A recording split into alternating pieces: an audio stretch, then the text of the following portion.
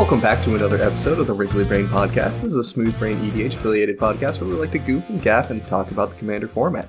I'm your host Jason, joined today by my co-hosts Ethan. Hello. And Cameron. Howdy, y'all. So, what we're doing today is we're jumping back into the world of custom cards. It's been like a year since we did this. Good God. And that was just you and I last time, I believe. Yeah, I was on hiatus at that point, dealing with personal stuff. And so this is new to me. And honestly, so this is me going to say something. Jason, I didn't know we were doing this till like a few days ago. I wasn't here when we voted on that. I guess I was dealing with some other stuff. And so I was like, oh, I have to make custom cards in like 2 days. Great, cool, lovely. I mean, I was intoxicated last night and came up with mine, so they're great. I Hey. was after game night, I was like, right, I had to do this. Hey, I actually sat down and worked on these, and then I apparently made one too strong for Jason, so that one got scrapped. I told you to scrap it, too. Yes. It was a scrap trawler. But No, it was the Dark Ritualist. It was Dark Rit on a body. Why? Hey, guys, it's an ETB effect. There's no way to break those, right? No, never. Could never do that. No, never. Yeah, that one was dumb.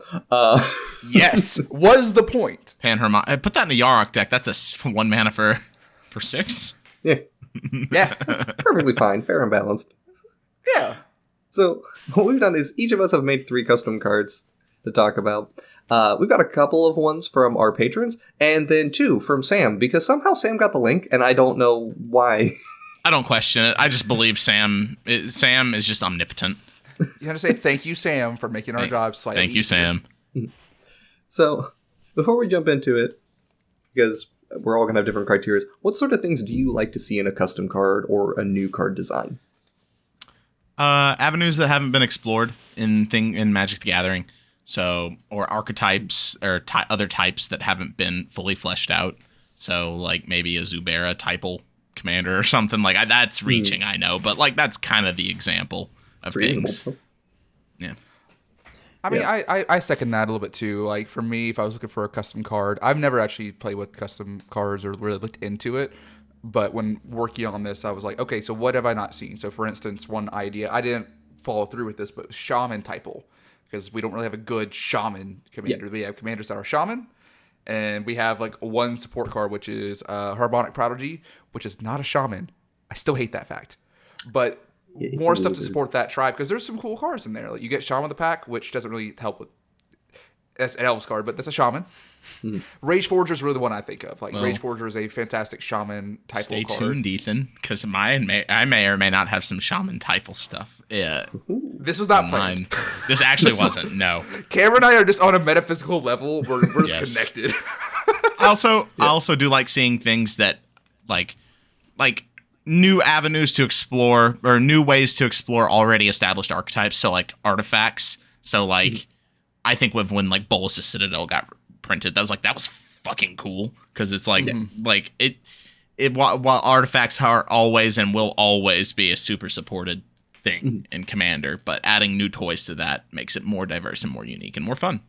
Yeah, I agree. And the new designs, like giving support to things that don't already exist, or at least putting a spin on something that does exist.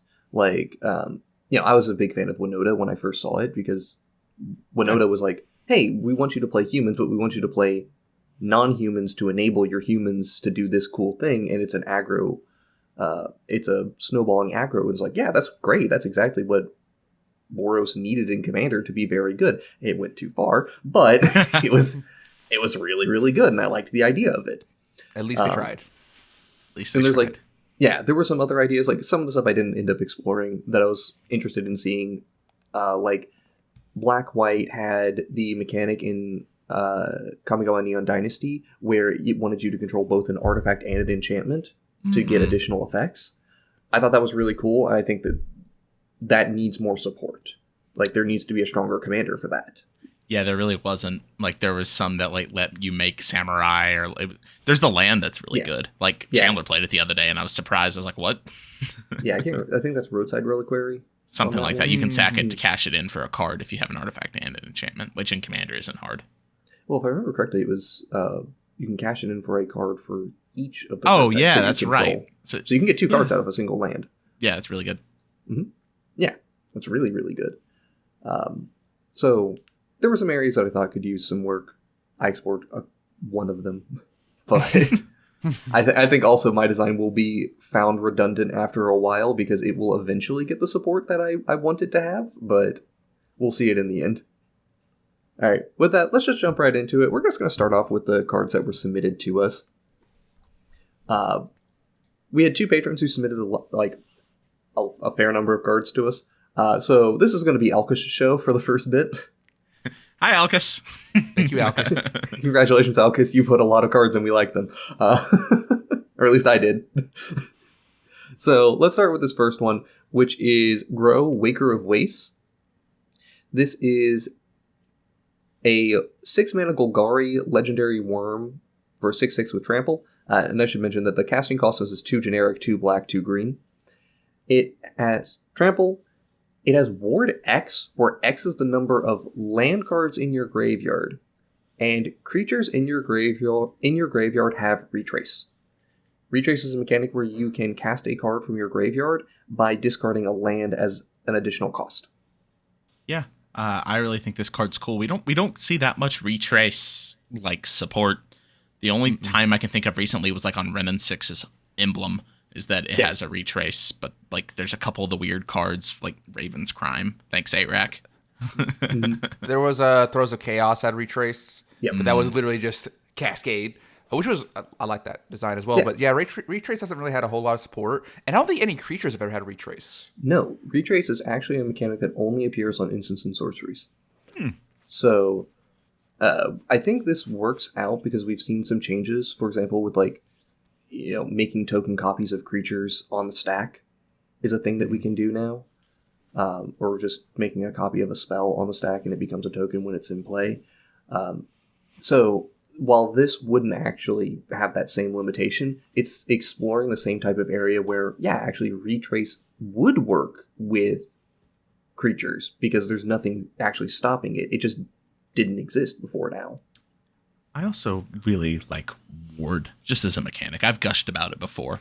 But rules question. So if say you have 3 lands in your graveyard and someone goes to cast something or target it, and it would be a Ward 3 trigger on the stack. So it wouldn't change if you instant speed were able to discard another land card, right? It would still be Ward 3. So that's an interesting thing. We haven't had scaling ward costs before. Oh. Or a way to change the cost of a ward in response to an opponent's ability. But I actually do believe it would scale up. Really? Mm-hmm. Yeah, although most creatures don't have flash, so... True. Yeah. But, even if you had some just discard outlet, with it on the stack, just, someone goes to, plow it or something, and in this instance, it would be checking the final value of the ward. Huh. Interesting. Because it's a trigger, and you can change the value of the trigger in response. I'm actually on Scryfall seeing if there's anything that says Ward X or Ward is something else other than life or a set mana cost. Set mana cost life, almost discard a card. Yeah, almost everything with Ward has a very set, it costs you this mana, it costs you this effect, you got to discard this card or do whatever, right? I don't think anything has the ability to change its ward cost at instant speed, and all other ward costs are you can add an additional ward cost to something, but adding an additional cost, something that has ward 2 and ward 1, that's 2 separate instances of ward. They don't add up. Right. So it creates 2 separate triggers that have to be responded to, and in the case of ward, if you there is one. Minthara, Merciless Soul, Ward X, or X number of experience counters you have. How do you get the experience counters on that one? In step, but you could proliferate instant speed potentially. You could proliferate in instant speed, yeah. So there is no rulings on this card. That's the norm at this point. Yes, I am very curious on that now because I am genuinely very curious on that currently. We'll come back. That's a later problem. That's a later project for me to figure that out. Yeah, this is also the most fair Dakmor salvage deck. Yeah, I think we were looking at this a little bit earlier, and I was texting the camera saying, or something else similar, was Dakmor salvage were really good. Just being able to discard constantly that Dagmar salvage for retrace. This is an amazing life from the Loam deck. This feels very similar to a Golgari version of Jaxus, kind of, right? Having to discard in order to get creatures back or get value back from things. With Jaxus, it's more. It's you can discard anything, and it's more copy. But it is in the similar vein that you're discarding in order to like get value. Yeah. The thing I'm wondering is if there's some. How would this work with Dryad Arbor? You can't cast Dryad Arbor because it's a land. Yeah. Okay. Yeah. I'm just trying to think. Go ahead. Something I didn't realize that appeared in a recent Bosch and Roll video. If you have a Containment Priest in play, you cannot play Dryad Arbor. Huh. I've never thought of that. That's funny. It wasn't cast. It was just put into play. Yeah. Interesting. That was back on that previous point, Mithara is the only scaling ward cost I can find as Scryfall so far. So that's... Okay. I'm just trying to think of a way to, like, break this. And, like... So, there is something I thought of that maybe can be a little bit broken. What is it called? World Shaper? Whenever you sacrifice it, you can land from the graveyard to play. Okay, well, if you have that plus Squandered Resources and a bounce land... I wouldn't call that broken. That's like, it's a 4-card combo still. Yeah, it is. It's a 4-card combo. Isn't it coming back tapped? You have to have a way to untap those. Yeah, you would need a way to untap them as well. Or actually, you don't. With Squandered Resources, you don't. Oh, yeah, you're right. Yeah, Squandered Resources. I mean, that's a 3-mana, that's a 3-card combo. 4-card combo there. I'll give a pass on a 4-card convoluted combo that requires a 6-mana commander to be on the field. Yeah. I don't think this is broken. I think this is just neat. No. I think it's cool. Fair. Reanimator. Mm-hmm. If I was Xur scaling it, this would be like a 4 or 5, probably a 5. Fun deck. This would be something I play. I love, as you'll see later with my custom card, I love green black. Yeah, green black's fun. Whoa, no way, Cameron. Wow. All right, let's move on to the next one. All right, I'll read it off. This one, also from Alkis, Hellmouth the Flametongue. This is a 5-mana legendary creature Kavu that costs 2 generic, 2 red, and a green. Whenever Hellmouth the Flametongue or another Kavu enters the battlefield under your control, choose up to 1 ability. Hellmouth deals 5 damage to target creature or destroy target artifact or enchantment with mana value 3 or less. And it's a 5/3 power toughness. So Kavu Typal is interesting for sure. Are there a lot of Kavu that I'm missing? There's 50 or so. I looked it up earlier because when I saw I was curious. There's not many. Let me get back on Scryfall. That's where I'm I was going to say, like, Kavus? Yeah, actually, there's like 49. 44. Yeah. Okay, 47. It's more than you thought. That is a lot of Kavus, actually. That's also not including, like, the changelings, like, what's the 1-mana one, obviously, Adepted Automaton. And most are in green red. Yeah, thank you. And most are in green red. There's a couple in black. Yeah, there were 7 that are in black. But the thing is like, just because there's that many Kavu, most of them are kind of doo-doo poo-poo water. Yes. But also, once you get it with the commander, everything's in FTK. Flametongue Kavu. So, I mean, even better. They're better than Flametongue Kavu because they deal 5 damage. Right? And one small appreciation for this card. I do appreciate that, just like all Flametongue Kavu, or all Kavus, this commander only works if it has a target. And it has to use its ability. The old issue of Flametongue Kavu, where if it was the only creature in play, it just has to kill itself. Wait, no, it says choose up to 1. Oh, you choose up to 1. Never mind. Yeah. Terrible. Alkis, how dare you? It would have to kill itself. I never knew that. That's hilarious. Seppuku time. But yeah, it's a good, cool commander. I appreciate it also being a 5/3. Mm-hmm. Yeah, also, I didn't realize until now that Defiler of Instinct is a Kavu. That's cool. Oh, is it? Defiler of Instinct? I don't... Defiler of Instinct. The red Defiler. Wow. That's like one of the good Kavu. The other decent one is Territorial. Mm-hmm. Yes. Yeah, so decent overall. 2.5 good ones. Yeah, this is all just a bunch of, like, mid-rangey value stuff. In many ways, this is a slight criticism, but I'm completely okay with this, is from a design perspective, you have functionally created ETB Doomblade and ETB Naturalize on a creature, which would feel a little bit more like a green-black card, but at the same time, like, it's Kavus. You could also say fuck it and make it Jund. You could just make it Jund. Yeah. That's also an option.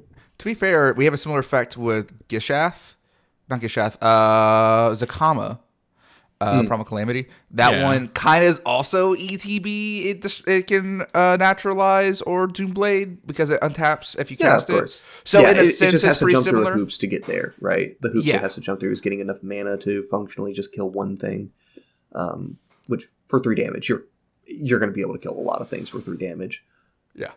5 damage though is kind of like getting into that territory we're talking about with design mistakes, so to speak. The conversation on Unholy Heat being 1 mana to deal 6 damage is kind of just 6 damage is functionally just destroy a creature. It hits so many things you might as well not even consider it as not just kill a creature. So right. And WotC came back and said like, yeah, this was not good on us to make it so we dealt 6 damage. A repeatable 5 damage is functionally ETB. Give all of your creatures functionally ETB, kill a thing. But again, because the creatures specifically are Kavus, this is okay. I mean, there are other examples of like a really powerful commander for a poopy tribe. I'm trying to think of it. Archer typal? Yeah, Archer typal. Mm-hmm. Yeah, there's a lot of bad ones that make some reasonable cards okay. Yeah. So, yeah, I think it's fine. It's cool. It doubles up the ETBs that you get from your handful of Kavu, and a lot of Kavus seem to have pump abilities and kicker abilities, so this is cool about me. You're just so mana intensive.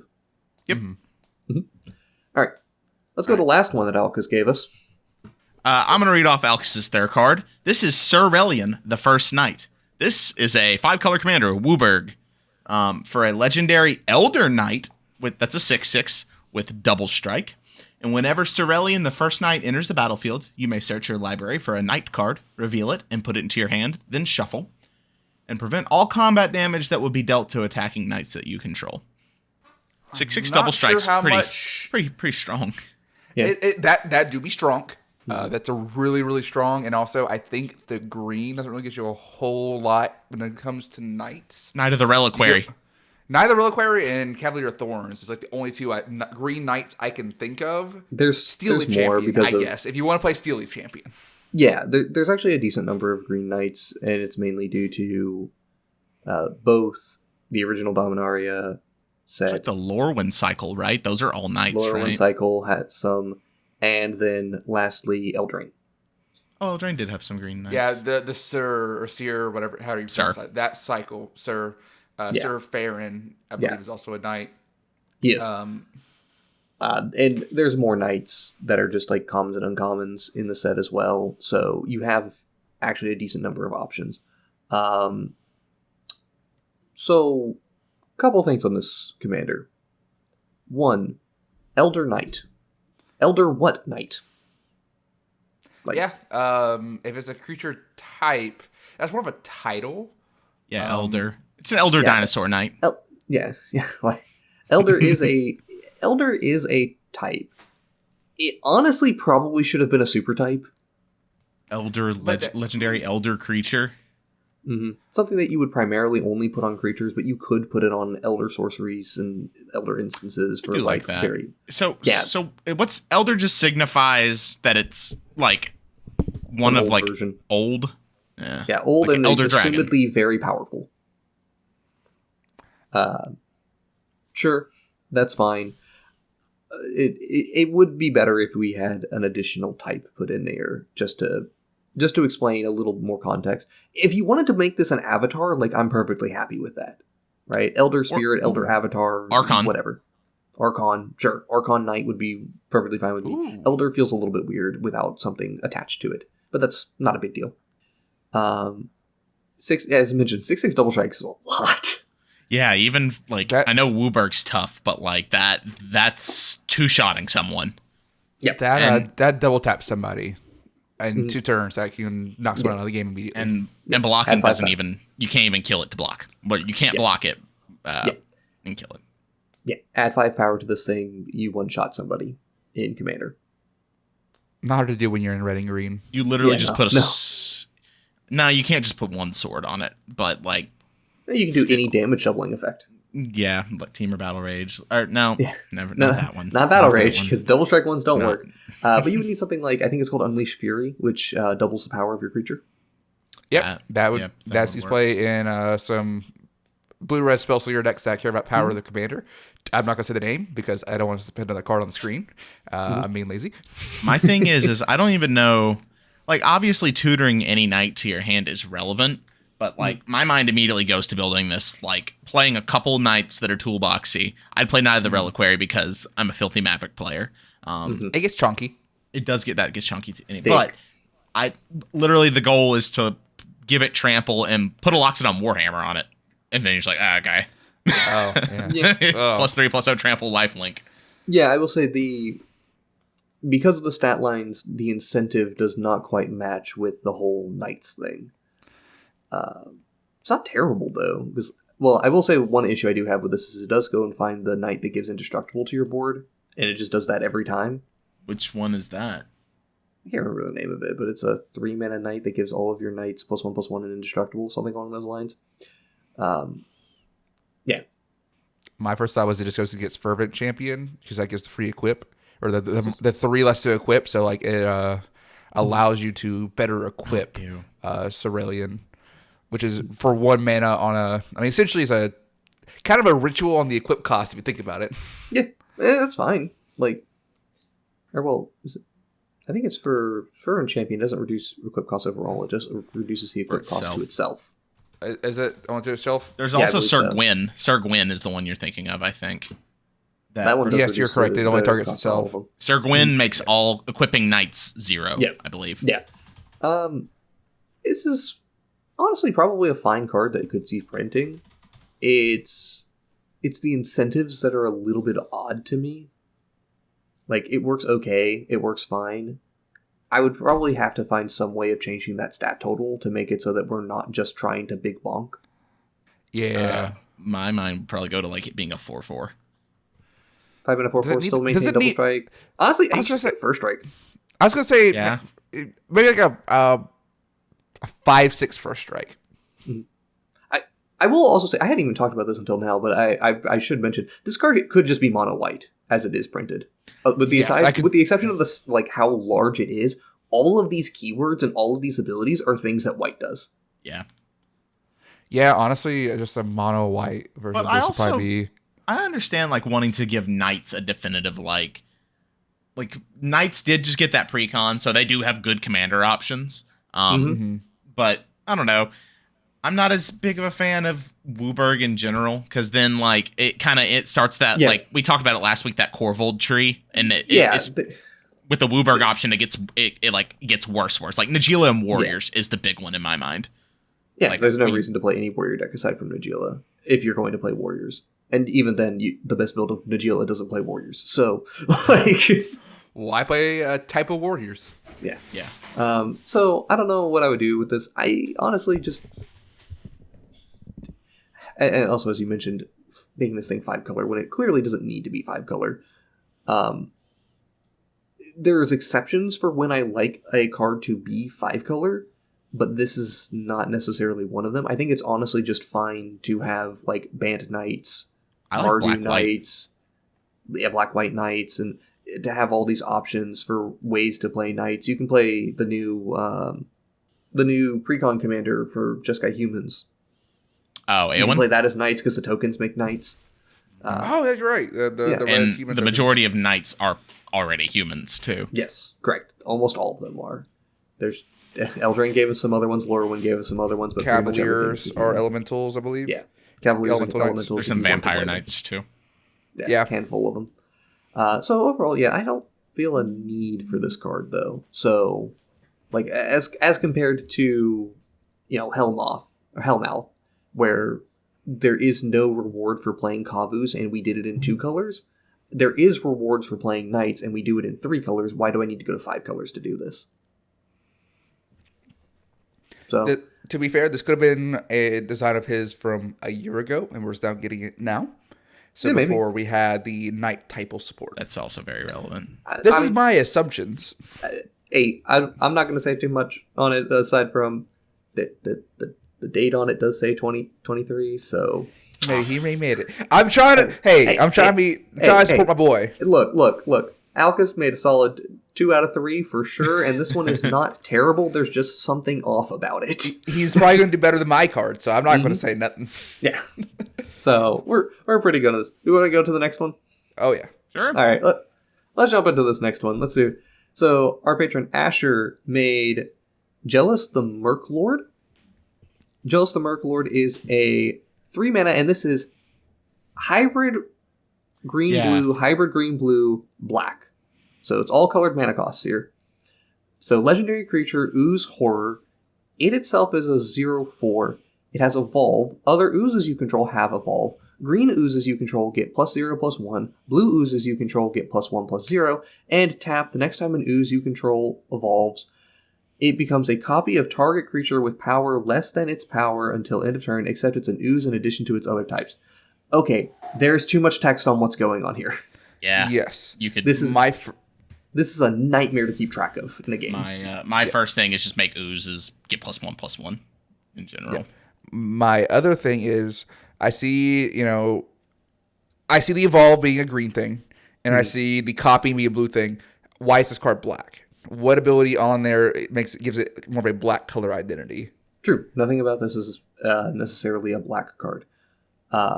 Additionally, one of the things I'll point out here is, and this is something that WotC has been very keen to move away from doing. It says green oozes you control have +0/+1, blue oozes you control have +1/+0, right? Okay, this card is a blue-green ooze, so it inherently gets +1/+1. Oh, So saying other. It's so just old saying Sliver other. It's green Sliver. It's old Sliver logic is the way I think of it. Kind of. Lord of Atlantis used to have that phrasing. Yeah, where all things get it, and not just other things get it.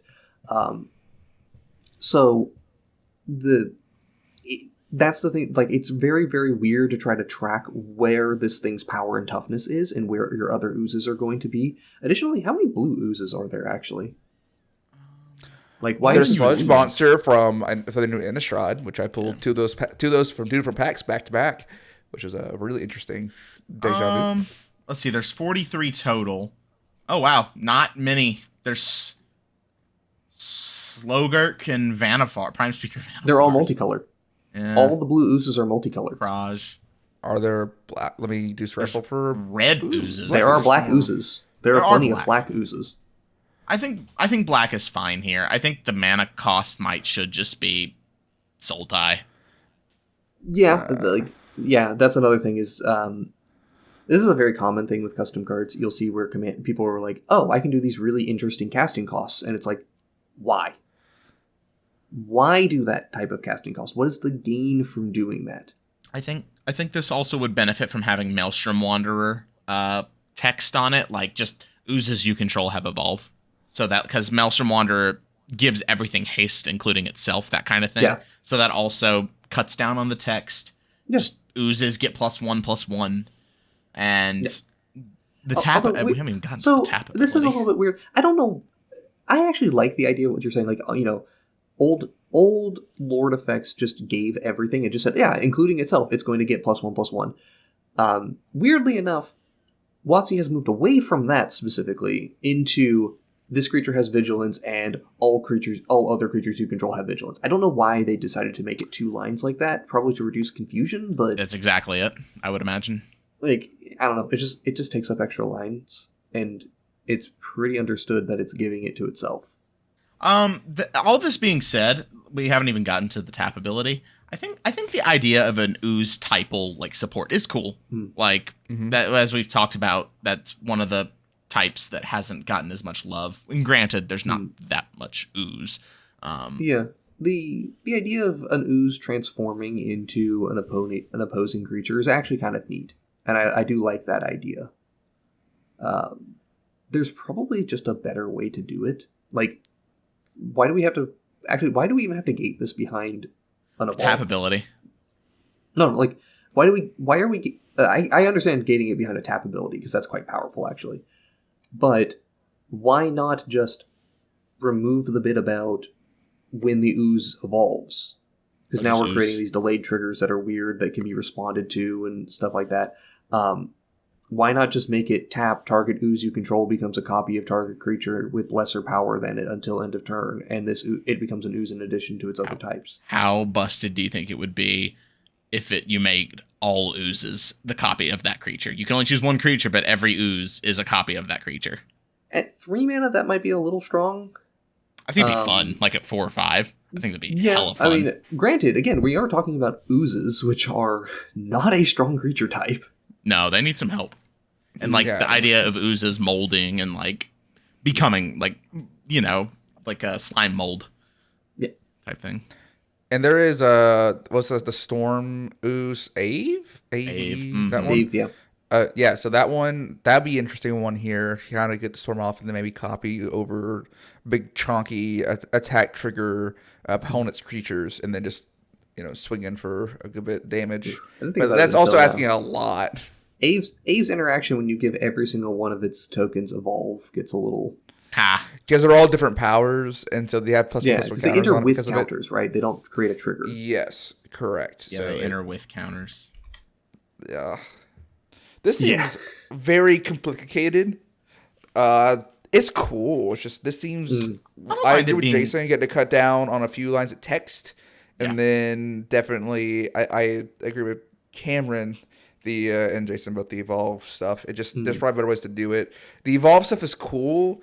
Has oozes been a evolve supported type? Because I don't remember there being a lot of oozes with evolve on there. Experiment 1. That is an ooze. You're correct. There, I mean, an ooze does seem like an evolve-y type thing. But as far as like evolve specifically. No, but the commander is giving them evolve. Evolve doesn't have a lot of support, and to be fair, Experiment 1 is the only ooze with evolve. There are plenty of oozes with 1/1 counter synergies, though. Oh yeah, that's actually a really common feature of oozes. So I understand. I like the connection there. I like making evolve related to a creature type. I think it's a really cool direction. I think that the ability could probably do a little bit more to fit what it's trying to do. Now that I think about it, there is some anti-synergy between having evolve and the existing 1/1 counter synergies of oozes. This is true, actually. Because the buff and evolve. Then in that case, maybe instead of doing the buff there to say oozes you control, if an ooze you control would evolve, it evolves twice. Yeah, that's fine by me. If you want to grant them all evolve, that works fine.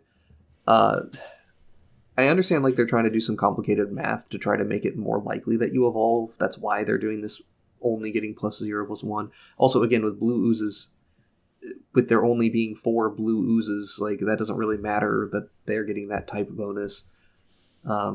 So, honestly, can I just massively simplify down this card really quick?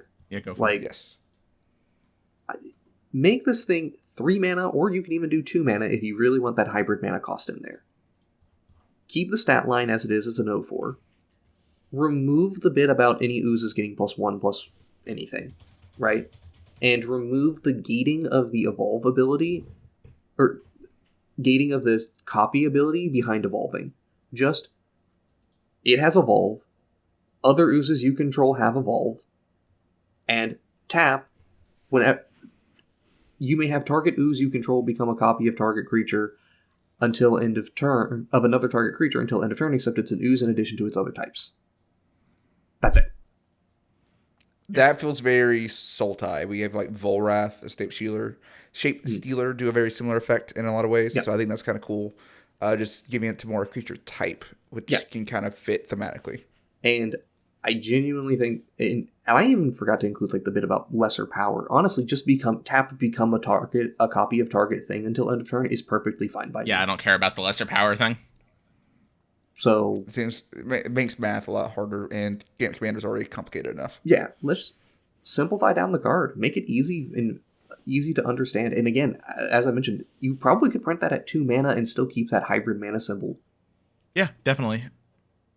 So I think it's important to say that I like what Asher was going for here. Like, I know we are kind of like dismantling it, but like the idea behind it is really cool. Like evolve and oozes. Yeah, the thematic is there, the mechanics were not. Yep. So it was a solid attempt. It was just overly complicated for no reason, which is very, very common for custom cards. Yep. The KISS method. Keep it simple, stupid.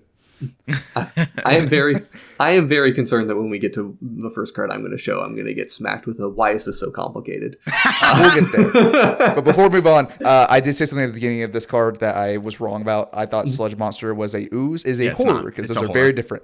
Yeah, I found that out. There was like, there's more. No, I'm just wrong. I'm sorry. Anyway, moving on from my absolute blowout mess up, because I can't remember a creature type on a random rare. You want to read Sam's self-insert? I would love to read Sam's self-insert. For context, Sam, our lovely, lovely Sam, loves Armadillo Cloak. How many copies of Armadillo Cloak does this man have? It's over 50. Yeah, several over 50 copies pages of a Armadillo trade Cloak? binder. Yeah. It's his favorite card. He loves it. I think his name on online now is Cloaked Armadillo. Yep. The man loves this card, and so he created Sam Yavimaya Ranger. Why it's from Yavimaya? Was Armadillo Cloak printed in a Yavimaya area? I don't know. Anyway, it is a green, a white, and a blue for a legendary creature Armadillo Ranger with trample. Whenever it deals combat damage you gain that much life. And then it gets +1/+1 for each artifact and or enchantment you control. And it's a 2/2. So it's essentially Armadillo Cloak. With all that glitters on a 2/2. With all that glitters. Yeah, it's a 3-mana commander with Armadillo Cloak and... It's important to distinguish that Armadillo Cloak's text is not lifelink. They are separate. Yes, it's a triggered ability. It's a triggered ability, not lifelink. Hey, Sam, it seems really good. Yeah, kind of too good. I think it's a little too good. So the thing that it's a tiny bit too good, and the reason why is not because of the life gain. It's because you stapled all that glitters to your commander. Yeah. Like if it was a 1/1 with all that glitters, would that be more reasonable, or is it just all that glitters ability? No, it's just all that glitters. Hot take: make it a 0/0.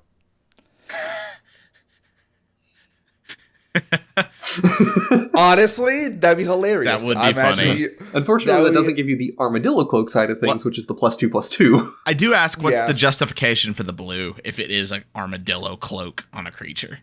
He likes Bant. Fair. That's the justification. All right. That's all I needed. Yeah, I mean, honestly also the flavor text is "They laughed, it worked," and I appreciate that. So, if I may, instead of the all that glitters text, what if we put a curiosity effect on there? Whenever you deal combat damage to a player, draw a card. It's still really good. Yeah, but then it's just a 2/2. I'd make it a 1/1 if you gave it that. Okay, a 1/1. I mean, it's a little bit less on the Armadillo Cloak aspect, but I'm just trying to think of ways to make it blue. It maybe a draw discard, but there's some of that in blue. That way, it's not card advantage; it's card filtering. I really don't. You're likely to hit the card of that damage in. I don't mind if it hits, draw one card. I don't want it to scale with the damage. But if you do that, I think it needs to be a 1/1 in order to incentivize. You need to buff this to make it good. Yeah. So the most immediate comparison on this card is Tuvasa the Sunlit, which is a 3-mana in-band commander. It's a legendary creature, Merfolk Shaman. It's a 1/1 at base. It gets +1/+1 for each enchantment you control, not artifact and enchantment. And whenever you cast your first artifact or your first enchantment spell each turn, you draw a card. Right? So it's probably drawing you an extra card every turn. It's scaling. It's doing a lot of exactly what Sam is trying to do, both the card and the player here. Yeah. But it doesn't get out of control with equipment, and it doesn't get big because you played a Soul Ring. I mean, you could phrase it to if you really wanted the +1, you could do it instead as gets 1/1 for each equipment or attached to it. So that that would be better. Or you can make this you could maybe make this an attack trigger, and that would make it okay, as opposed to a flat static effect. That way, if somebody just has, 2 damage lying around, someone pulls out their bowman and gets an extra card draw, and they can snipe it away, that's fine. That still feels like a lot with also having trample innately, in my opinion. Yes, the innate trample with just massive scaling is the problem. 'Cause we're not going to get rid of the trample or the pseudo lifelink. And we don't want to get rid of the 2/2 because this is supposed to be Armadillo Cloak as a commander. So something has to change with that last ability. And... Sam, get back to us. Give us your revised. Give us another different ability that gives that blue identity, makes it relevant. You could give it some kind of keyword. I don't know. Here's an option that Sam might be interested in that would make it feel blue. At the end of combat or at the end of your turn, phase out Sam. Ha! I do kind of like that. I do like that. Give it protection. Gives it protection. It can come back in. It also when phasing happens, you remove everything that is attached to it as well. So all of your auras get phased out. So that's still pretty good though. That's really good. Still, that's taken away a lot of sorcery speed removal, which is pretty common. So I liked it at first, and now I'm thinking about it. I mean, I still think it's better than giving just the flat 1/1 to every, because that's just. I agree. Huge. I think if he was willing, we could just take the blue off. I mean, he wants to play Bant. I know the easiest thing in my mind is no blue, no all that glitters, and you're fine. A 2-mana 2/2 with trample and the Armadillo Cloak thing. It's fine. Mm-hmm. Yeah, it's interesting. It needs some revision. I think if we really want to keep the blue in there, I do like the idea of the phasing. It's at least something unique as well, because we just don't have a commander that wants to phase out every turn. And it plays with phasing cards as well, which is something we just don't have an option to do. So that gives you something to work with, but it also gives you that idea of protecting itself like an armadillo does. Yeah. You could for a blue ability, you could have a discard to give hexproof or something. Yeah, hexproof. I was gonna say maybe when a aura enters the battlefield under your control, my first thought is give it flying until the end of turn, but it's already got trample. It doesn't really need more evasion. Unless we want to give it flample. It's also an armadillo. I don't know too many armadillos that haven't been hit by a car. So hey, we're playing Magic the Gathering, so anything's possible. We have Rick Steadfast Leader going up against I don't know, Nicol Bolas. Super Smash the Doctor against Marnius Calgar. That. Yeah. Magic the Gathering is everywhere now. We're all over the place. Yep. Speaking of all over the place, let's go all over the place to the next card of Sam's. All right, Sam. Sam. Thank you, Sam, for Sliver of the Many. He's channeling his brother in this, I imagine. But anyway, Sliver of the Many is Wooburg. How did I get both Wooburg commanders?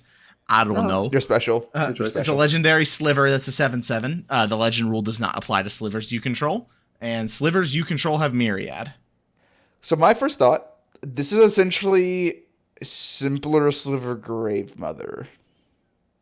Right? Yep, it is. Because Myriad and Encore are very similar abilities. Mm-hmm. So, and is Gravelord a 6/6, the new one? And this is a 7/7? Yes. Yeah, they just feel very similar.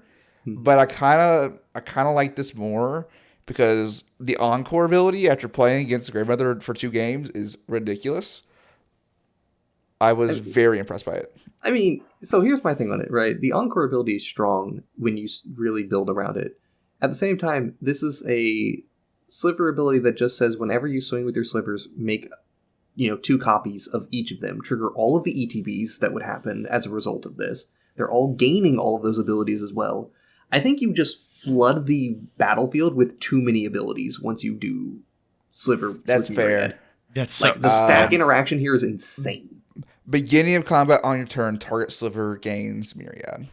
But then that's not Slivers with all Slivers having this ability. I know, and which is not very Sliver-ish. So I don't know if this works. I think Myriad might have to just be one of those abilities that Slivers don't get. Or, because we have this effect on a 8-mana enchantment, let's bump this Sliver up to being 8 mana. Yeah. This is essentially, I play my commander, swing, I win the game. Is kind of how it feels. This is a very I win button in the You don't have to zone. swing with your commander. You can just have a board of slivers, play it, and you win. Yeah, no, you don't have to swing. Yeah, You just the simple idea of I have 2 of my +1/+1 lords in play, right? And suddenly I'm now swinging with 2 lords. So I went from having my entire board getting +2/+2 to having +6/+6. Like this is punchy slivers, which I'm happy to see because weirdly enough, punchy slivers is the less represented grouping of slivers. That's slivers got really combo-y. Grave Mother and First Sliver both lend to combo shenanigans. Yeah. I think we might have to work with a different keyword if you want to do this, or again, just make it higher mana, because at 5 mana, I think all your slivers having Myriad is too much. I think you could maybe do it like I know there's some that like make copies when they attack. So like whenever you attack with a sliver, create a tapped and attacking copy of it. You know, y'all know what I'm trying to say. Essentially, create a copy of it's Myriad, but creature, one. So in a turn, exile that creature, or until end of combat, and then exile it in combat. But there's just so much sliver synergy between like the one that blows up permanents and the one that like has toxic and the one. There's just so much. I think Myriad is too much. Virulent Sliver in this, giving all your slivers toxic 3. That's really good. A Regal Sliver with this. Whew, that's a lot. Yeah, right Regal there. Sliver is one of the ones I was thinking about being insane with this because of each of them triggering when it enters the battlefield. Yeah, that card has impressed me a lot. Mm-hmm. There's a lot of powerful slivers with ETBs. I don't know, man. This is pushing the limits of what I think is reasonable. Yeah, I don't think this is reasonable. Like straight up, this is too much. Yeah, Myriad at 5 mana is too much. Melee at 5 mana would be completely fine. But that was kind of boring, honestly. There's probably a different keyword that would work much better here. I will concur with that. Yeah. I don't think... Also, I just noticed this now. This one, the artwork on this one... So, not to be overly critical of artwork, because it's, custom cards. But the artwork on this one is our first one I think I've seen that's made with an AI art. Because the other ones have artists artists mentioned, right? We've got Kirsten Nusler on the Grough. We've got there wasn't AI. Neural Love AI was made for Hellmouth, which is also really nice art, by the way. Yeah, for honestly, for AI art, that looks really good. That is really good. It's interesting. What are your thoughts on this? On AI art stuff, like for Magic in general, and like what context? Magic. Yeah, just put the context. Magic. Like if they started using it for like sets. Yeah, I wouldn't be down with that personally. I prefer to see, at least with creative stuff like this, I prefer to see the actual effort put in by a real artist. I think that's part of the great things about it. You have the whole element behind like artist proofs and collectors and that stuff. And I think that AI art essentially takes that entire aspect out. It can do some cool stuff, sure, but I think the human element is what kind of makes Magic awesome in a lot of ways.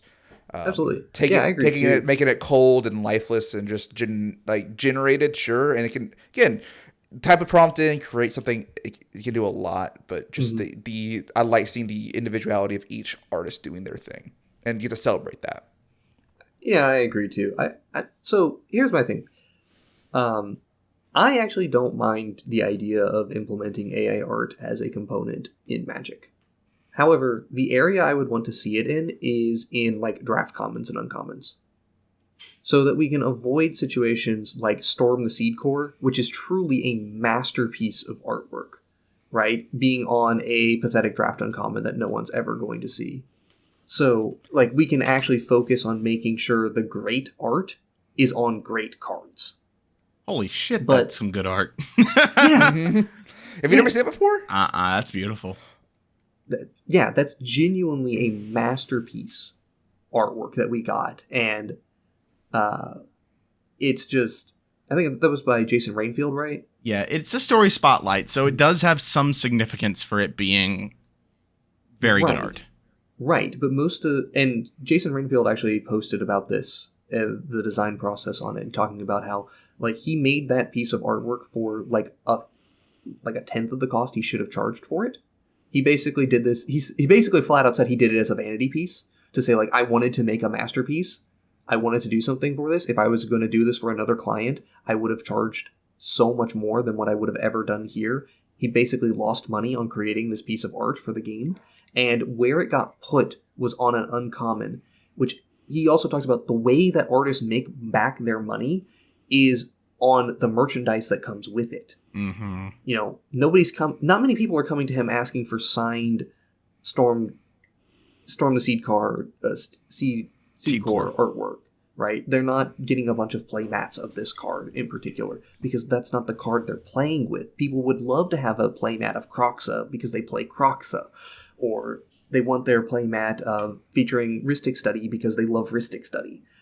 So it really sucks for the artists then when their fantastic, cool artwork gets put on shit cards and they can't really make money after the initial contract. I would love a curio vendor playmat. Just I see what you're saying, Jason, and I understand like that idea. I don't know. It's just it seems like a real slippery slope to add that's any kind of AI art, because at that point WotC's like, okay, why contract out these artists to start making these pieces when eventually AI art is going to be not indistinguishable, but very good. We absolutely didn't touch on the ethics behind it, right?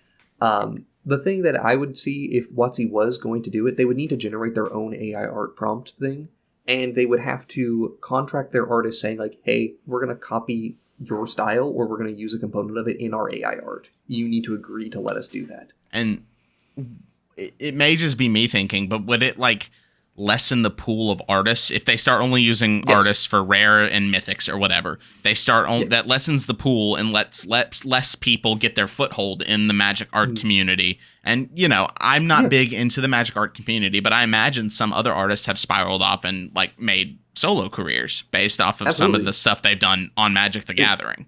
Well, it's also worth noting that the magic art community, like magic, is considered one of like the pinnacle places to take fantasy artwork. Mm-hmm. So a lot of people, again, they accept low pay because they know that they can get a lot out of it. So, or rather, they get great visibility, and it's a dream for them. So WotC gets away with paying artists relatively low as well already. So it's kind of some shit one way or another.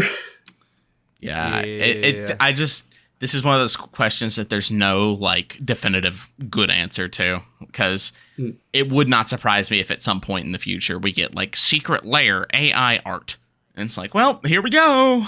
Yeah, and that would kind of stink at the same time when it comes to secret lair. So I honestly wouldn't be surprised if they've done some component of AI art. I was going to say, is that some of the secret lairs and their art styles are so.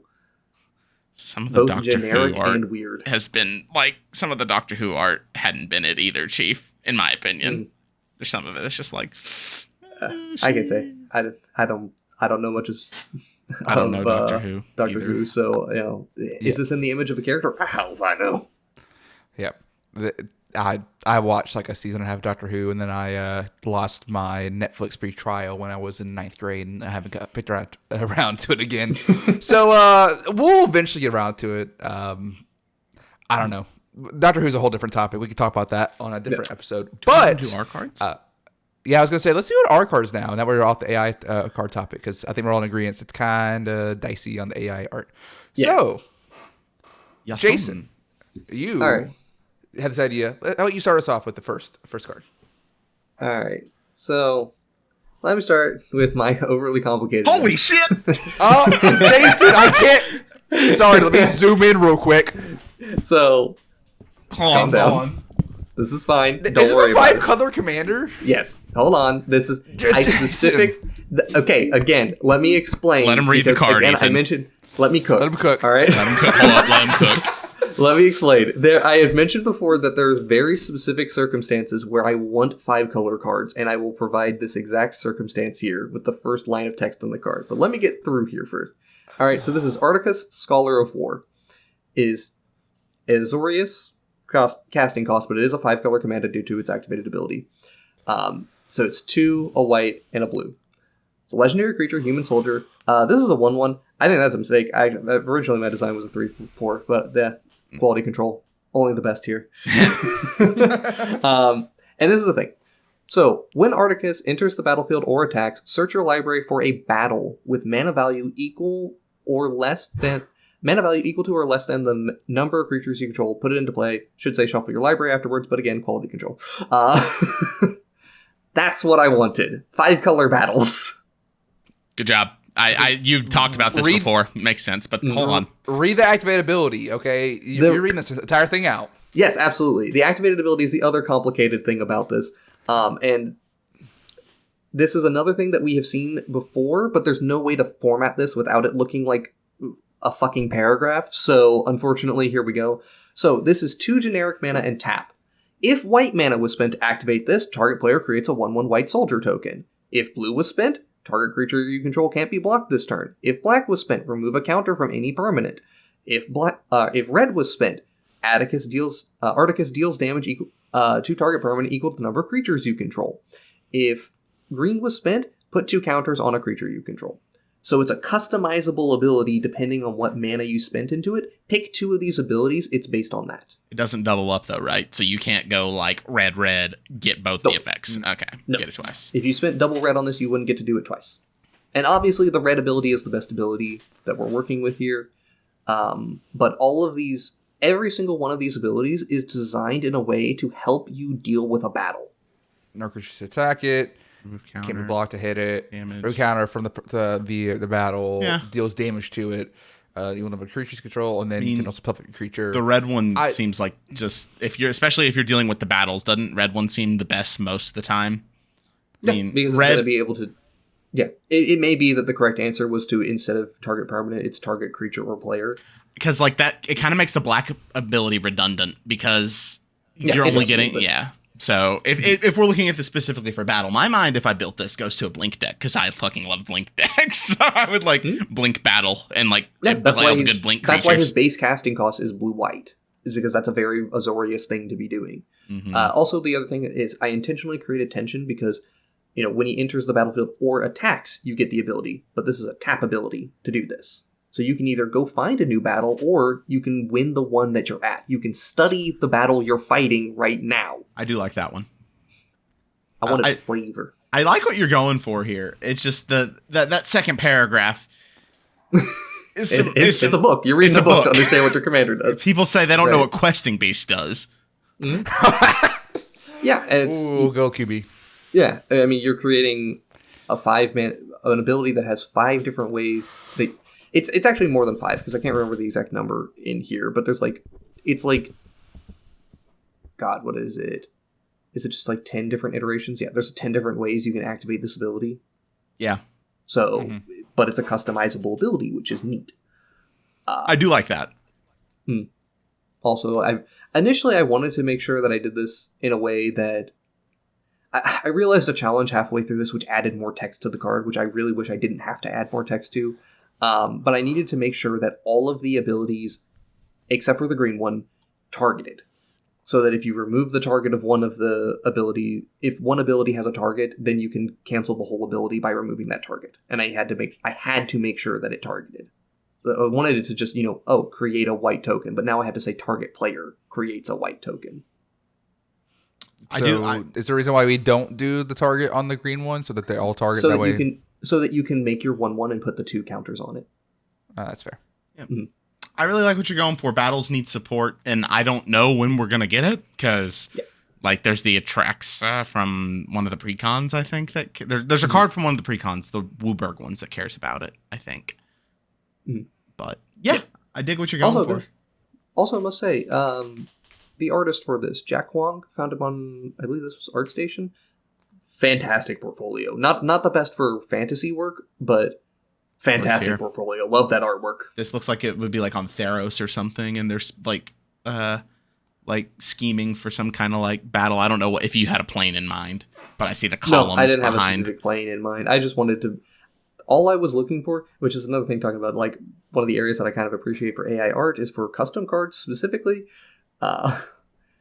It is such a pain in the ass to find the right artwork for a card if you already have the design in mind. You kind of need the artwork first and then design the card around it. Yeah, I did the opposite, and I'm not sure. I doubt we'll keep this when we actually post the video for this. For my custom cards, I just did a default image of Crab Rangoon because that's all I had on my computer saved, and so all my images for my cards currently is just a Crab Rangoon, and then card text because I designed them before having art, and that's on me. Do we have anything else we want to say about?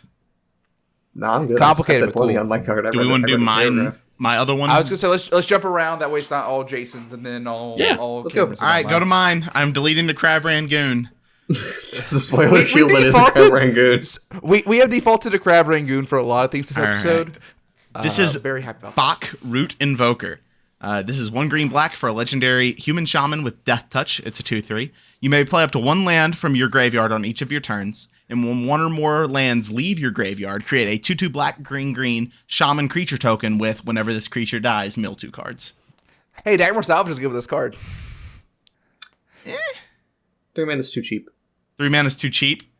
What would you go, 4 or 5? 4. 4? I had it at 4, but then I was like 3 because I want powerful things. Yeah. So the thing I was just thinking about is, like, I'm not seeing it immediately because it's each of your turns whenever 1 or more lands leaves your graveyard, right? That doesn't trigger once per turn. That triggers any number of times in a turn. Yeah. Which I'm trying to remember if there is a way to sacrifice a creature to return a land from your graveyard to your hand. Sacrifice a creature to return a land from your graveyard to your hand. Scryfall. There might be a way of doing that. Or, actually, no, better yet, the land just has to be Dryad Arbor. Oh. So, there you go. Because there's plenty of ways to sacrifice a creature to get a creature back. So, yeah, if you have Dryad Arbor as your means of doing this goes a little too crazy too fast. And also, whenever this creature dies, mill 2 cards enables a further engine. So, like, I think you can... I don't know the exact card, but I feel like I'm missing 1 card that will just turn this into a 3-card combo that mills your whole deck. Well, I wanted it to be some kind of, like, in some way like a self engine with the shamans, like, filling your graveyard too. Maybe the correct thing to do is limit that trigger to once per turn. Yeah, I think that trigger would need to be once per turn. Even at 4 mana, it might need to be once per turn. In that case, could I remove the 1 or more clause, do you think? Sure. Yeah, like if you're like Life from the Loaming getting 3 lands back or something, and then you'd make 3 2/2s. It only triggers once. What? Well, it still only triggers once per turn, so you'd still only get 1. Sure. I mean, unless you say, like, whenever 1 or more lands leaves your graveyard, create that many. Yeah. Is that what you're kind of shooting for? Triggers once each turn. Many. So, like, World Shaper with, like, a graveyard of 10 things gives you... It's a builded army. But then you can't continue to do that. You can't, like, squander resource or loop things like you could with Alkis first command. This would be very powerful then, but it would still be... Like, there's plenty of points of interaction, plenty of things that you can do to stop it. I would also probably remove Death Touch from the commander. Okay. Just so that I feel like I can attack you without just losing my big creature. Because if you're going to be chump blocking me for days... Like, I don't want you to invalidate a big creature attacking you that's trying to stop your engine. Okay, so y'all's suggestions, bump up the mana value by 1, and then make it to where it only triggers once per turn. I think that's reasonable, because there's so many ways. But also change it to where it's that many. That way you can actually do some powerful stuff. Especially because the ability to play a land from your graveyard triggering this would mean that you are both generating a land drop and getting a creature every single turn. Like, that's functionally drawing a card and creating a 2/2 every turn on a 3-mana commander is a little much. Yeah, so I think 4 mana would be reasonable. Remove the Death Touch. You could probably make it a 2/2 in that case as well to make it a little more susceptible to So absolutely. deading. Yeah, like, I like the concept where you're at on this. Okay. It's just mixing the knobs and Yeah, playing with Yeah. the knobs just a little bit to keep it from going crazy is the important thing. Yeah, most definitely. All right, Ethan. All right, moving on to mine. So if you guys remove remember, the Crab Rangoon. I'm removing the Crab Rangoon in a second. If you guys remember, I mentioned one of the God Cycle from Commander Legends 2. An inspiration on that. I had to ask Cameron for a name for a Mardu commander. I did put this as a Mardu commander. I created this is Dinthek, Lord of Salvaging. It's 2 in Mardu, legendary creature god for a 5/3 power toughness. I really didn't know where to balance that. As the text line, as long as your life total is less than or equal to half your starting life total, it has indestructible, like the other gods from that cycle. Whenever another non-token creature you control dies, you may pay 2 life. If you do, reveal cards at the top of your library until you reveal a creature card with lesser mana value and put that on the battlefield. Maybe too strong? So how can we do reverse pod chains? Yeah, that's the thing. It's like you're having to do reverse pod, which is it seems more balanced than podding up. I didn't want to do the once per turn clause because then the other guys have that clause on there. And all of them seem to do stuff with creatures dying. Yeah. So it seemed to be in line with what that cycle was doing. So paying life helps it get to indestructible, so it seems kind of powerful. It kind of gets itself closer to that. So I was trying to figure out how to do here. So there is a problem here. Okay. Y'all have played against Aura, the cleric's commander. No, I've played that Aura. I played that Aura deck on the channel. That is reverse pod chaining with your graveyard, right? You do just get to deterministic loops. And this one is card advantage that's doing it. The paying 2 life is an interesting part of it, but you're in black-white, you can gain life. You can the creatures enter the battlefield, you gain 2 life, whatever. That happens with relative ease. So you're going to be able to stock your graveyard really quickly, and with, evoke a Shriek Maw. Let's cascade down into a 3/3, a 3-mana creature, right? Okay, we'll sacrifice it, go down and get a 2-drop. Cool, the creature I found was Priest of Fell Rites or Apprentice Necromancer. Give it haste, get back that 5-drop, go down the chain even further, right? And then you're going to get to this point of mass reanimation very, very quickly. So I think that's very powerful. That might not be unbalanced, right? It feels like a lot of moving parts that have to line up in that chain. That sounds like what Ethan loves. I mean, yes, it is. I was kind of thinking along the line of is it Kethek? That was from for XCL 1, similar to that, but not limited to once on your end step, because it's already an ability that we kind of see in black and red. Yes. I am curious where the white comes into this. I was just trying to make another 3-mana legend there, and we already had Jund taken the indestructible. That all of them have that, so it's not really in that cycle. It's not restricted. Yeah, I mean this one does feel like it's a base black card, but it can be played in a way that is. I can see a little bit of red. I can see a little bit of white in this as well. The getting lesser mana value is the thing that makes me think white. It does want you to play some number of small creatures in the deck, but the small creatures are also sack outlets. So. And the other thing is the relationship this card would have with Karmic Guide. And fucking Karmic Guide, man. Yeah, Karmic Guide and Revelark are the 2 cards that are like, okay, we're going a little hard here. So I think there's something to be had here, though. I do like it. And as Jason said, there's nothing wrong with the commander being strong and really good. Maybe you make it a 6-drop. I don't know how much that changes the math. Like for, I was gonna say if you did this as a once per turn thing and made it so it can trigger on any turn, right? It doesn't have to be on just your turn. You can bump this down to a 4 cost. I do like that, adding the once per turn. But if you have a sack outlet and another thing, you can still pop down. Consistently trigger it. Yeah, it gives me the idea similar to how Bane's casting cost works, but Bane, only puts a thing with less toughness, right? Dude, from honestly, hand into play. Let me go look up Bane real quick. Bane's strange. It's not as much card advantage. I would also probably up the amount of life you lose here. To 3? It both moves you faster into having your having your card advantage that you're gaining here. But if you bump this up to losing 4 life every time it triggers, you're also going to get to indestructible very quickly, and it makes it more costly to start doing these loops. Mm-hmm. I thought 2 was a good balance between like racing yourself to where it has indestructible and then also being an actual cost. Yeah.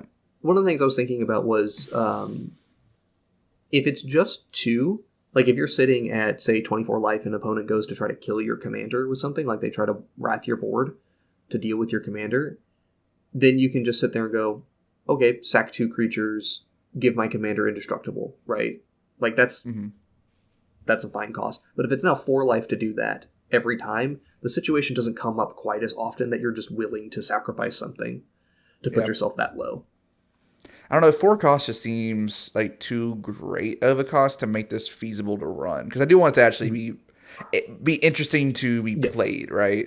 So I think there's a balance. 3 might be reasonable, because then it's also, if you do the math, that compared to 10 sacrifices, that is going to be closer to 7 to get below 20 life. And that's if you don't have any of the life loss or shocks or fetches or anything like that. That's true. Yeah. So I tried. Yes. It's something. Let's get on to my next card here. And this is one of the things that has quickly come very apparent to everyone is Orcish Bowmasters is a problem. Yes. Yes. There needs to be an answer, something that's good to play against Orcish Bowmasters. So I'm going to introduce you to my card that I've designed. It's called Orcish Bowmasters. Thank you for the joke. This is why Jason didn't want us to look, because he was building for this joke. Oh, it's fucking funny. Good job. Or the best answer to an Orcish Bowmasters is still currently an Orcish Bowmasters, right? The dealing 1 damage is the most important thing. But I did decide to, actually make a real card. It's called 6 Orcish Bowmasters. Holy shit. Oh my god. Nah, but here's the real one. It's a white enchantment called Permits Required. So it is 1 white for an enchantment. Creatures enter the battlefield with a bureaucracy counter. Creatures with bureaucracy counters on them have no abilities. And at the beginning of each end step, remove all bureaucracy counters from all creatures. I fucking love this. So my question is, why not just play, what is it, any of the creatures in white that prevent ETB effects? They are functional answers to that, right? And this is kind of also digging into the problem of there's no great answer to Orcish Bowmasters. I guess this does because bureaucracy counter prevent it from end of turn. Mm-hmm. So like a crafty cut purse effect, similar to Orcish Bowmasters. So there is, I guess, more relevant reasons why it's not just you don't play as it Hushbringer. Is that the card I'm thinking of? I like this because it's a good way in white to cheaply stop creature-based combo. Like, Deafening Silence doesn't do anything against them. And once you get to the 2-3... I'm thinking about this from a CDH perspective, which isn't where we normally are. But my mind went to, like, in a white CDH stacks deck that, like, this is a way to stop a Birthing Pod loop. Or to stop a Thoracle win. Yeah. This is, in a casual setting, ways, this is an answer to Crater Hoof. Mm-hmm. Yeah, in many ways, this is a 1-mana Torpor Orb, which is strong. But... the other thing that it does, and again, this may be too aggressively costed because of that. The other thing that it does is it shuts down all abilities for a turn. Mm-hmm. So welcome to 1-mana Humility. It's 1-mana Humility, but at the end of turn, you have your creature back. My thoughts? Mm-hmm. Make it 1 and a white and give it flash. That's white dress down. Yes. Sure. It's permanent. It sticks in play for a while. Make it 1 and a white. But those creatures gain abilities later. It just slows it down. Yeah, it slows it down. Gives you more control. I also don't hate the idea of a bureaucrat just coming out. Yes, but hold on. Do you have permission for this? Jason, have you paid your taxes? Also, I just had to put in some stupid bureaucratic nonsense at the bottom. Yes. Congratulations on your child. But did you sign your P42X3? That was a really good flavor text. That is good flavor text. I like the idea of white having a really cheap way, because that is a white primary, blue secondary, like removing abilities from creatures. Yes. And there's not that many cheap ways to do that in white outside of like the mutation type cards that do it permanently, but for one thing. And yes, interesting to point out this actually would not stop mutate at all. Mutate's weird. Yes, because mutate It's a just triggers on cast. mutate. So. No, it's when it mutates onto it, it's the important thing. Yeah. So, that would create the ability, and the creature assumedly had already been in play for a turn, so it has its mutate abilities. So, that's a unique area that gets around this, so to speak, but, mutate gets around Torpor Orb, so who cares? But yeah, I think this is neat. I kind of like the idea of making it 2 mana with Flash. Still, and this is worth noting as well, even as an answer to Bowmasters, it's not a great answer to Bowmasters, because... No. Bowmaster, you flash it in, you go back to your turn, and then you cast the wheel, and it's hooray! the whole Breacher problem. You could just flash it on someone's end step, and then go to your turn and cast the 3 mana wheel. Yeah.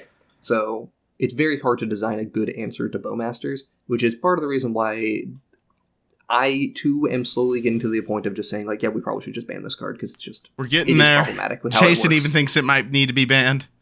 I love that card. I do. It's but real powerful cards are fun. But When they make the game unplayable, there's an issue. Yeah, when you're cutting out all the 1 toughness creatures out of the entire format. It's the Ren and 6 problem. I mean, it's the Ren and 6 problem. In Commander. All right. Cameron. All right, my let's second go to your card. second card here. So you see you see 2 cards on there. That's because it's a dual face card. It is a flip card. This is Thatch Crown Defiled Bramble. It is a legendary land that can only be played from your graveyard. You can tap it for a green or black to add a green or black to your mana pool, and you can tap it and sack a creature to draw 2 cards. If the creature sacrificed had 5 power or greater, then transform it and untap it. I made sure to go to Westvale Abbey to make sure I phrased it right, because if you transform it tapped, it wouldn't come untapped. Thatch Crowned Awakened Bramble is the creature, or is the other side. It is a legendary plant horror with haste, trample, and indestructible. And when it attacks, create a 1/1 plant horror creature token with death touch tapped and attacking each opponent. So it turns into a better Adeline. Yes, but I thought the hoops needed to get there are sufficient. Oh no, I'm not saying it's not sufficient. I'm just saying it turns into Adeline, whatever and the transform creature is green black.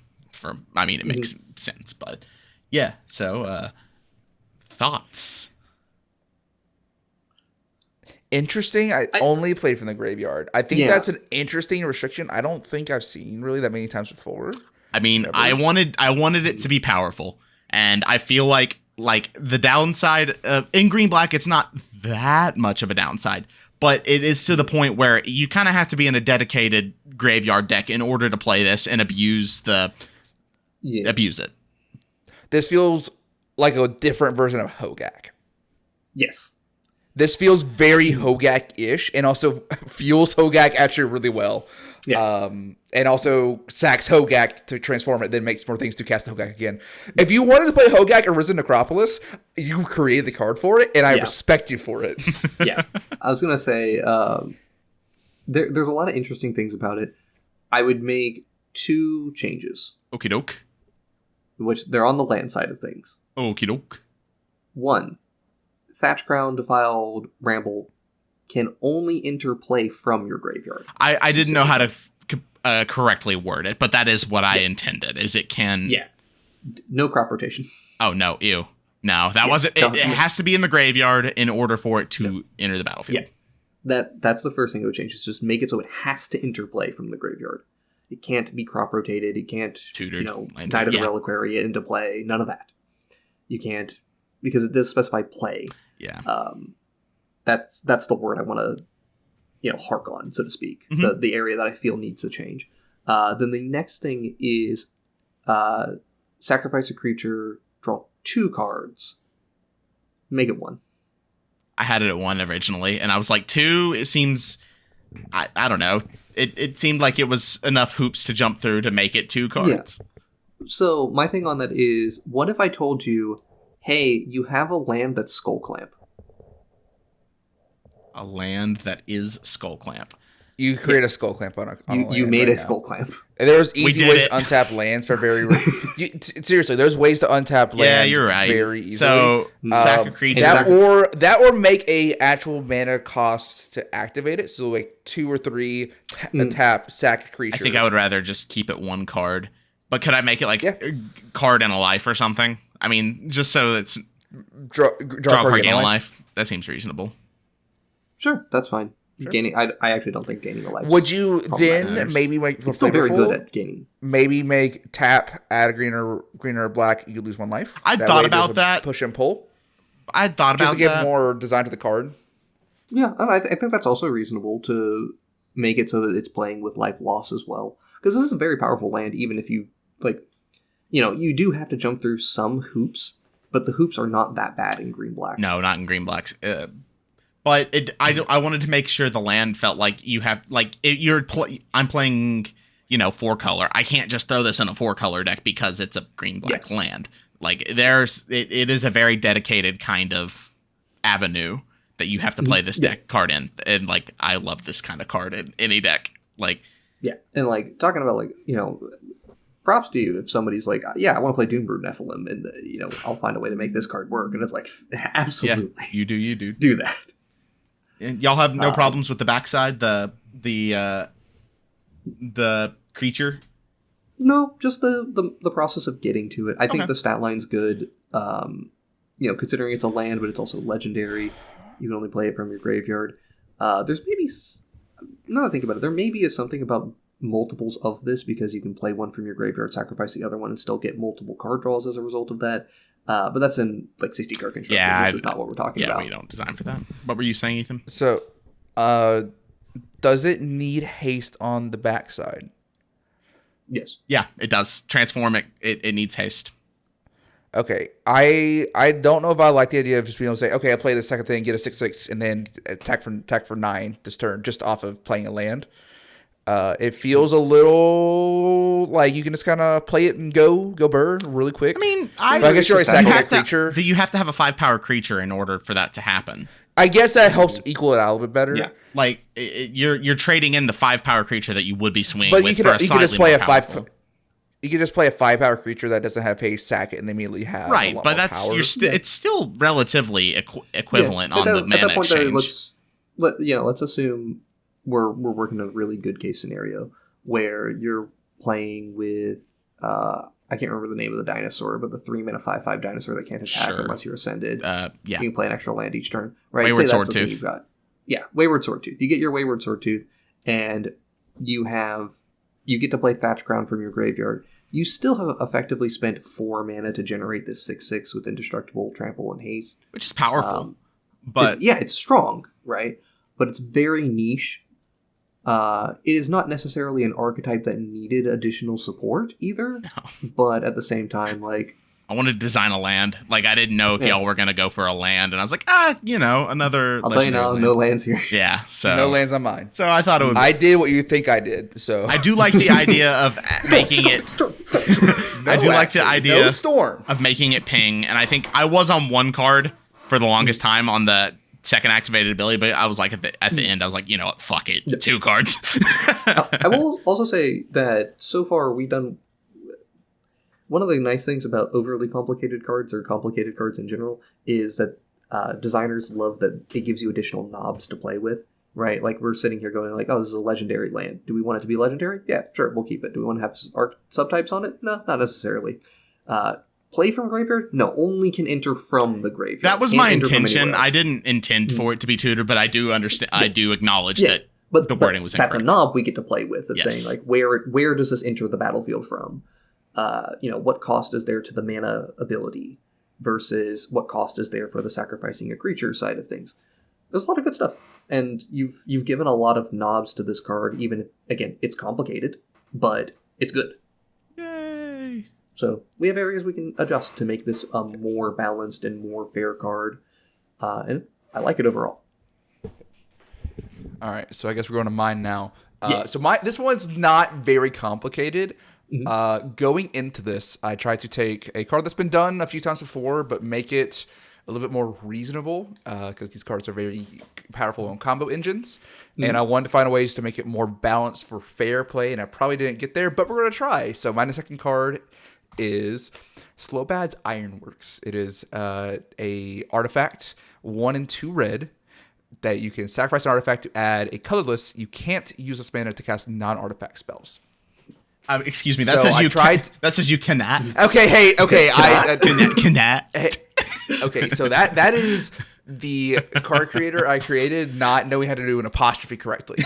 That's not on me. So I tried going into this. I was like, it was something that like I care about, which is sacrificing artifacts. I'm a big fan of KCI, Core Clan Ironworks. Sacrifice an artifact, add 2 colorless. That's very powerful. Turning a 0-drop artifact into 2 mana, or just gain 2 mana neutral on a 2 mana artifact that has a sack ability. Very powerful stuff. How do we rein that back in? So restricted mana cost to cost going into red, which is very flavorful to Slowbad, which was a red legendary creature they defiled in All But We Won, and made a really bad card out of it too. Beside the point there, it makes sense with that.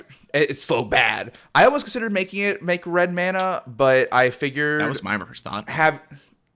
Maybe there's a consideration there, but I wanted to maybe go a la Phyrexian Altar, where making just 1 mana.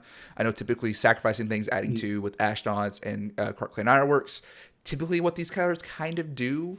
So I kind of wanted to bring that out in a little bit. So it costs less mana, but it makes less mana on every time. And then only can't use mana to cast non-artifact spells, very similar to the Power Stones that we see nowadays, which was something I wanted to do because that was more along with what the design patterns are right now. I kind of took inspiration from the Power Stones recently. Rip It to Pieces, it seems still pretty good, but I'm not sure if it's broken like KCI or Ashnod's Altar.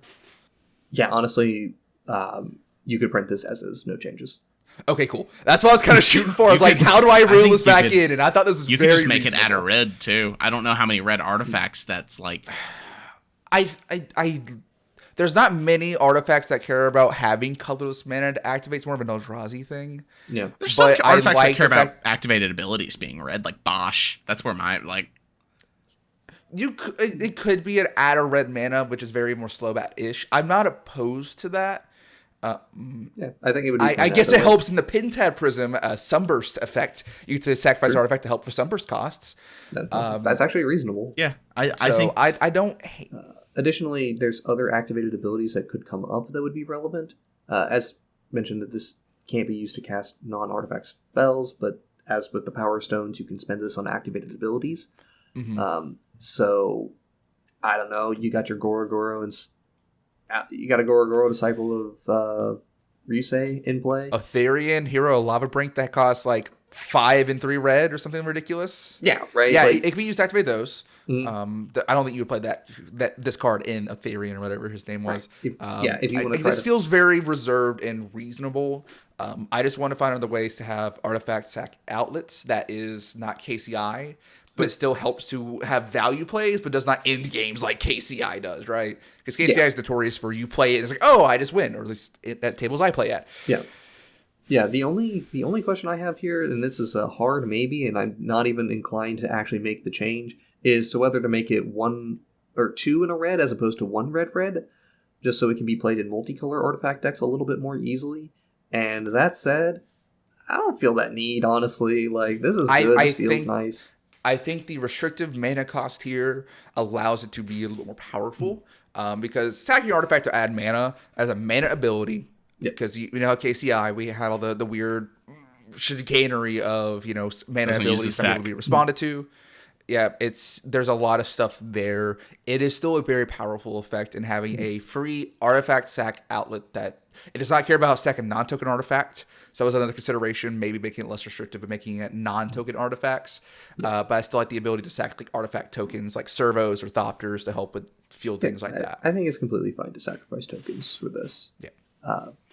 If you want to be really keen on sticking to the flavor of the current Slowbad, which only gives you mana. It gives you mana equal to the mana value, so tokens wouldn't really help at all. Sure, you could do that, but at the same time, I think this is perfectly fine. Yeah, it's good. They did my boy Slowbad dirty. That's all I'm gonna say. Jason, that new card sucked. Yeah, it's really bad. Slow and bad. All right. So let's move on to my last card here. I wanted a green Hatebear. Huh. I think green deserves Hatebears, and I think this is a completely fair way to do a Hatebear that does not completely redefine the rules of the game, how like white Hatebears tend to do, but it's a good way of providing protection. So, this is Mistborn Packmother. For 1 green, you have a creature, Wolf Spirit. It's a 3/3. Permanents you control have Ward 1. Whenever a permanent you control becomes the target of a spell or ability, draw a card. This ability only triggers once each turn. There's a similar card to this. The Mammoth. The Siege Mammoth. I like this more because it's cheaper, and it also gives all your things Ward 1. You know what else is similar to? Leovold. Yes, but it's not preventing Leovold. like Leovold. Not preventing. See, I don't care about the whole target you draw a card thing on Leovold. No. That's not the part it's powerful. I don't have a problem with that part. The problem I have with Leovold is the whole Breacher effect. So, this is cool. I like it. It seems reasonable. It seems solid. I have no notes. I don't think. This is just card good. It's solid. Now, granted, do we want to make it to maybe bumping the power up a little bit? Would it be, hey, each player like have it trigger per player, so like you have 2 players target your stuff per turn? I think that's fine. It's all of your permanents, so this affects your lands, this affects everything. The other thing that I wanted to note about this is it's whenever a permanent you control becomes a target of a spell or ability, that includes your own, so you can play with pump spells and auras and things like that and still draw cards. This would be a $5 card easy. This would be a perfectly fine card, and it would be powerful, but perfectly fine. Yep. Yeah. All right. Okay, that was quick. Anyway, so I think there's an error in this one. It's supposed to be 4 mana or 3 or 4 mana. I think I have it at 2 mana. Who's ready for a broken card? Disciple of Bach, green-black. Exile 2 lands from your graveyard. Add 1 mana of any color to your mana pool that the exiled lands could produce. Activate this only at sorcery speed. This is a creature. It's a Kobold Shaman 1/1. Okay, so Kobold not being in red is a little bit yes, iffy. So that's my first thing is the creature type.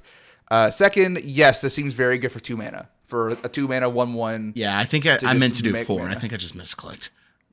Honestly, I don't think this is too terrible at 2 mana, honestly. Really?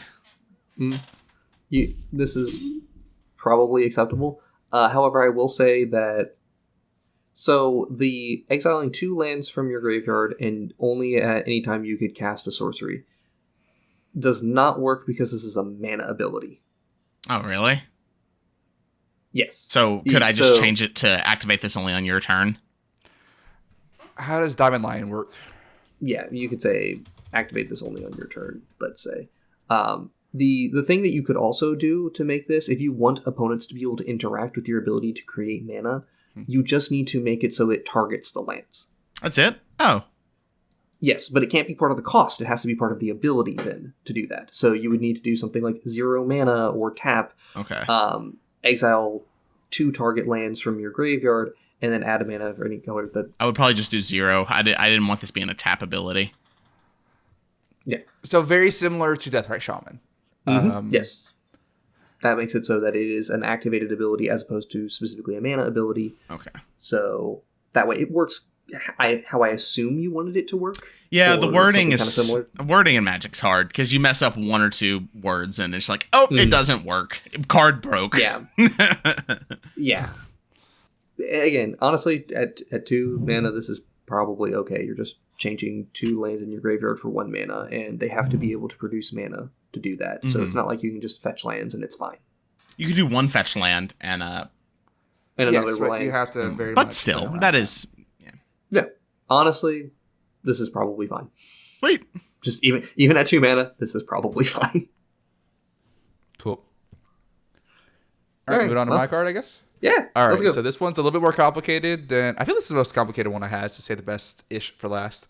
This is Kidviz Fair Scavenger. I'm kind of thinking on Kaladesh at the fair. Was kind of the idea, like, lore-wise. It's a legendary creature, Vidalkin. For 1, a blue and a red for a 2/2. Tap 2 artifacts you control to scry 1. You can pay 1 and a red to create a scrap artifact token. And then at the beginning of your end step, you may sacrifice an artifact if you draw a card. So it kind of fuels itself. The only time you really get direct card advantage is on the end step. And then you're creating tokens that you have to tap. So for a commander purpose, you're doing things more like Gearport Aether Grid. It's more similar to kind of Alibu Ancient Witness, I guess. Are the scrap tokens tokens that literally do nothing? Correct. So I wanted to make things that, like, my idea lore-wise was that he's scavenging around the fair and potentially building things out of what he can scavenge and steal. And so blue-red kind of seemed good for artifact colors, and it has card advantage stapled to it. And you can, if you build a massive board, you can get card advantage, and you can do some scry synergy stuff if you wanted to. But this seemed very reasonable on the card draw. The tokens don't do anything. You have to have other engines.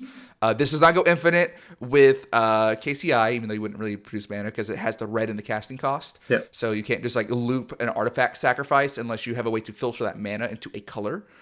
I thought this seemed pretty reasonable.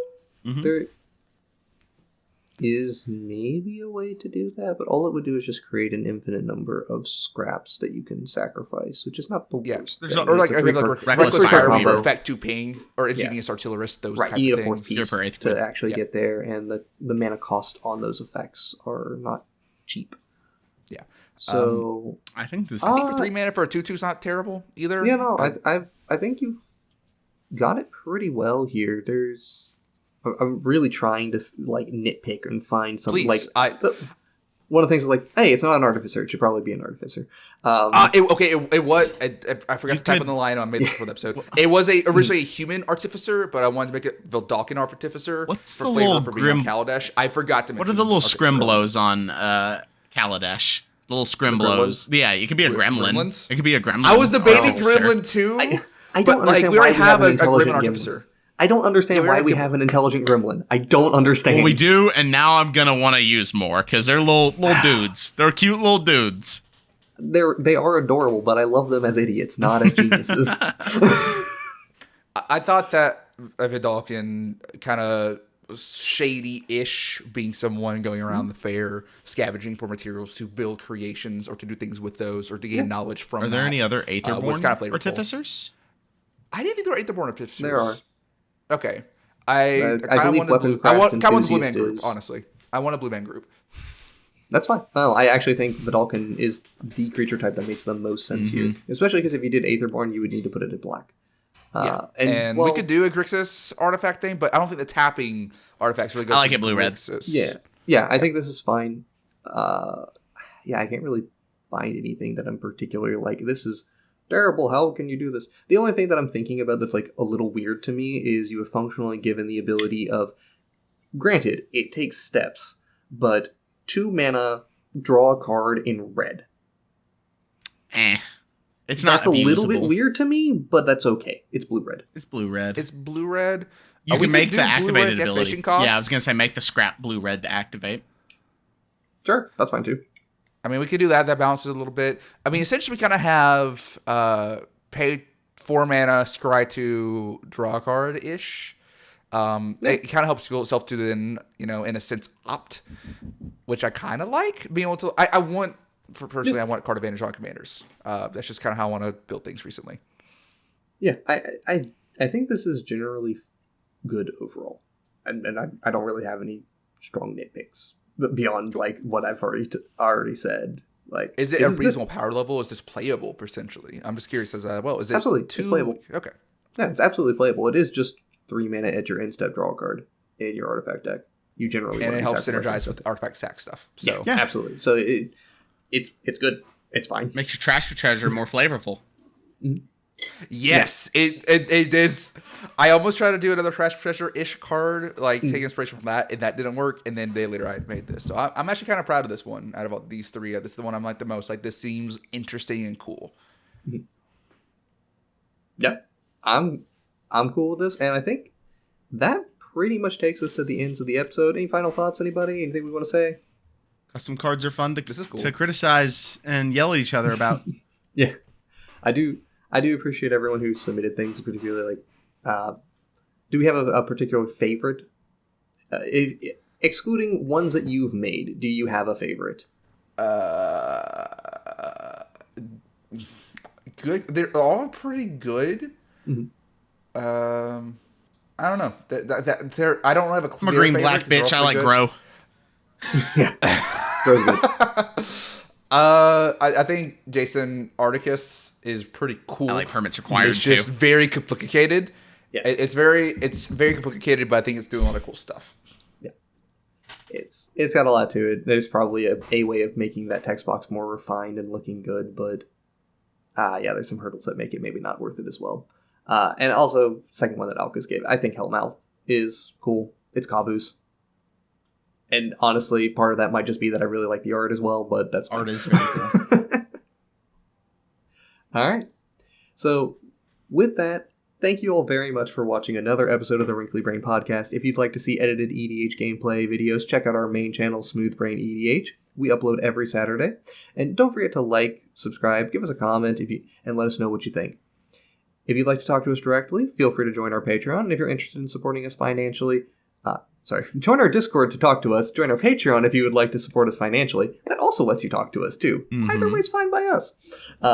All links are directly in the description and in our link tree. This has been Jason, Ethan, and Cameron. Y'all have a great day. Bye, y'all.